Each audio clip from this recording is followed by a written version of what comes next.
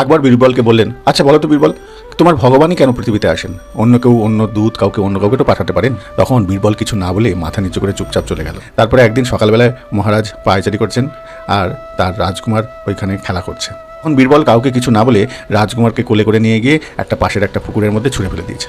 যেই না ছুঁড়ে ফেলা, তৎক্ষণাৎ মহারাজ ছুটতে এসে ওই পুকুরের মধ্যে ঝাঁপ দিয়েছেন এবং রাজকুমারকে তুলে নিয়ে এসেছেন। নিয়ে এসে কোমর থেকে তরবারটা বার করে বীরবলকে মারতে যাবেন, তখন বীরবল হাত জোর করে বলছে, মহারাজ আপনি গতকাল আমাকে একটা প্রশ্ন করেছিলেন, সেই প্রশ্নের উত্তর আমি দিতে এসেছি।